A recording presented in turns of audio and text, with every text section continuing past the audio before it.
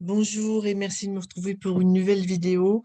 Aujourd'hui, je vais vous montrer comment, à partir d'un ETH que vous avez qui est vide, puisque dans la vidéo précédente, je vous avais montré comment on pouvait modifier l'ETH, soit en supprimant des choses qui existaient déjà et en rajoutant une nouvelle broderie.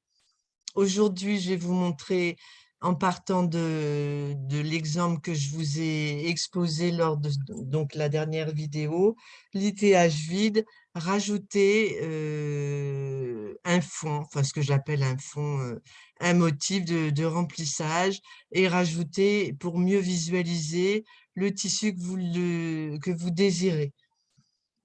Alors, il y a plusieurs solutions, comme d'habitude. Je vais vous montrer la plus simple. Je vais donc faire nouvelle fenêtre. Ce que je fais là avec MySUNET, ceux qui ont premier +2 peuvent aussi le réaliser. Alors, toile vierge. Et là, moi, je vais faire créer, alors que ceux qui ont premier +2 iront dans Create en bas, la petite rose. Créer Digitizing.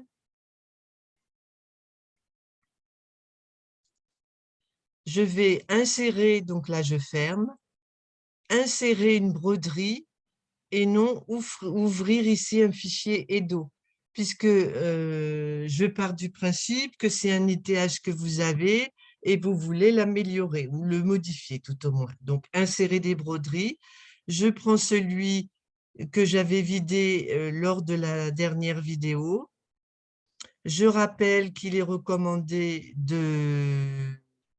de reprendre éventuellement les points, puisque quand on ouvre une broderie et non un fichier d'eau, il est possible que les points bougent. Mais là, comme ce sont des points simples, c'est moins probable, mais ça peut arriver. Donc voilà ma broderie.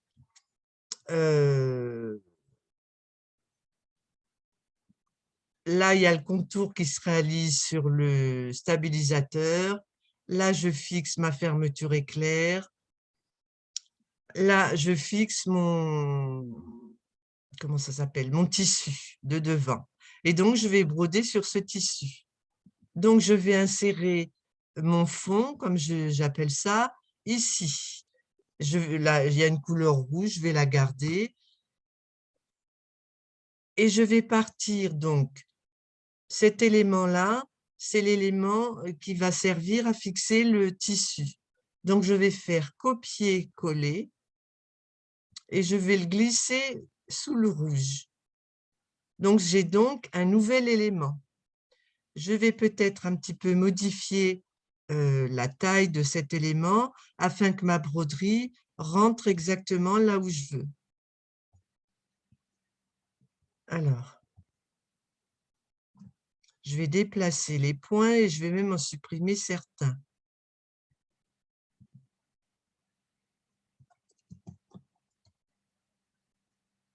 Voilà.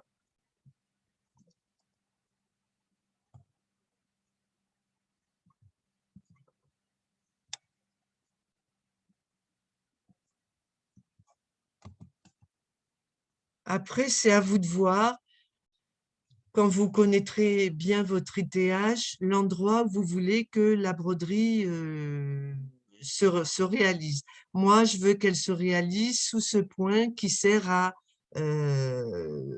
fixer la doublure, le point qui sera apparent ici, sur la trousse. Et puis ensuite, c'est tout simple. Je fais propriété.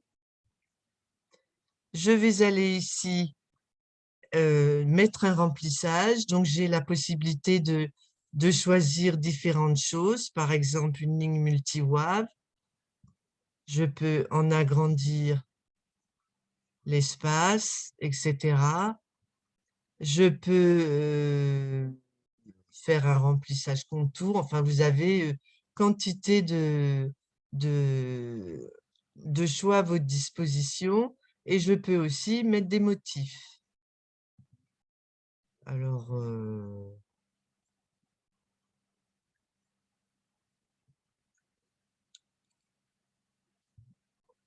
Je vais mettre celui-ci, par exemple, et je vais en ajouter un autre. Motif 2. Je sélectionne Utiliser motif et je vais mettre des fleurs.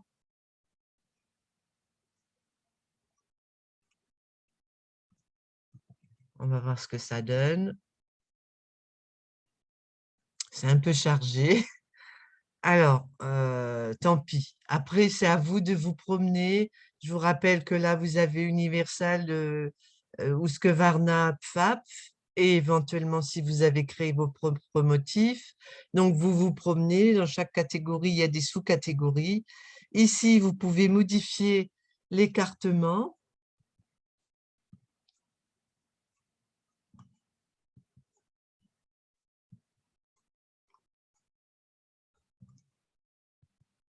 Voilà, ça fait déjà beaucoup moins chargé.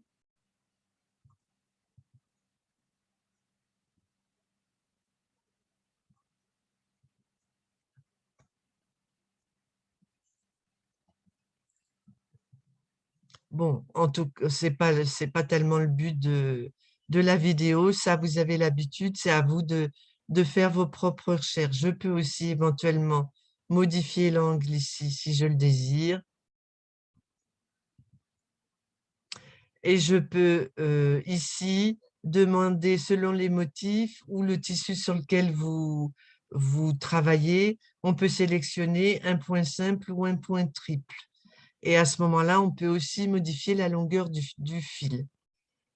Je vais remettre à 0, moi je préférais. Appliquer, OK. Ensuite, si vous voulez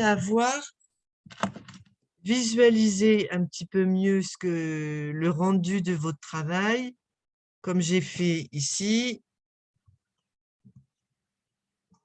j'ai tout simplement, vous avez deux solutions pour le faire. J'ai tout simplement cliqué ici sur Propriétés. J'ai sélectionné Appliquer, Appliquer standard, 0,2, et puis je vais sélectionner un tissu.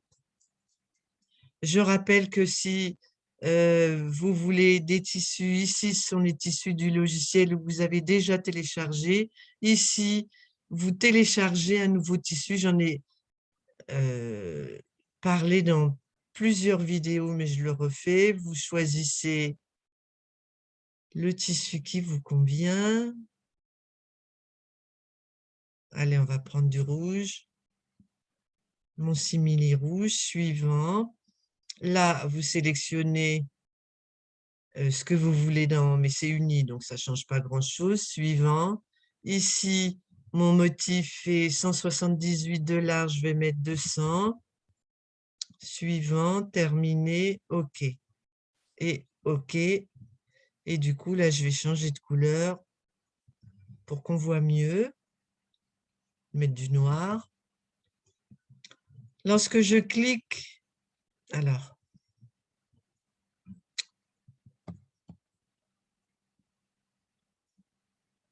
voilà, vous avez cette petite icône rose. Là, ça ne change pas grand-chose puisque le motif est uni, mais en la déplaçant, vous voyez, le tissu bouge et ici, vous pouvez aussi l'orienter. Bon, alors évidemment, sur le tissu que j'ai choisi, ce n'est pas flagrant, mais ça vous donne une idée. Voilà, première solution. Ceci étant, lorsque votre motif est prêt et que vous voulez l'utiliser pour le broder, ne pas oublier ici d'enlever l'appliqué. Propriété, appliquer, aucun. Voilà. Pour voir ce que ça donne dans MySUNET, ce n'est pas difficile, il suffit de cliquer sur cette icône. Pour les personnes qui ont premier plus 2 et qui ne veulent pas forcément... Alors, vous n'oubliez pas d'enregistrer, bien sûr. Pour les personnes qui ont premier plus 2, d'ailleurs, ça fonctionne aussi, enfin, il n'y a pas besoin pour MySUNET, ça se fait tout seul. Vous avez la possibilité de faire sélectionner tout, grouper. Et ici, vous faites copier la broderie. Vous retournez dans P+, et vous faites coller. Ceci dit, attention avec cette manipulation qui peut être très pratique. Si vous avez un dessin dessous, vous le perdez. Donc, sauvegardez bien l'original puisque du coup, vous copiez la broderie et pas le fichier Edo. Pour MySUNET, ce n'est pas compliqué. Je clique ici et j'ai mon fichier qui est arrivé tout seul directement ici. Une autre façon de visualiser éventuellement un arrière-plan, c'est pareil, ça je l'ai déjà montré, mais je le remonte. Vous faites affichage. Vous cliquez ici, ajouter un arrière-plan, suivant, charger une image. Moi, j'utilise énormément les deux fonctions là que je viens de vous montrer parce que je vais remettre du jaune. Ça change vraiment tout de voir le tissu sous la broderie. Je vais mettre 200. Mais là, c'est moins joli, vous allez voir. Vous voyez, ça déborde mais ça donne quand même une bonne idée. Voilà. La première méthode est vraiment beaucoup plus pointue, fiable, mais ça donne quand même une bonne idée. Et puis surtout, ça vous permet de ne pas oublier d'enlever l'appliqué, comme dans le premier exemple que je vous avais montré. Voilà, tout simple. Il y a une autre technique qui est plus compliquée. Je vous la montrerai peut-être, mais je ne pense pas qu'elle intéresse beaucoup de monde. On peut récupérer l'image d'une broderie et la transporter dans la partie dessin du logiciel où on redessine une à partir de la trousse. Bon, voilà, il y a d'autres techniques. Éventuellement, si ça intéresse du monde, je pourrais vous montrer les autres techniques. Mais là, déjà, on est passé d'un ITH vide à un ITH rempli sur toute la surface. Voilà, eh bien, écoutez, j'espère que ça vous a plu. Au revoir.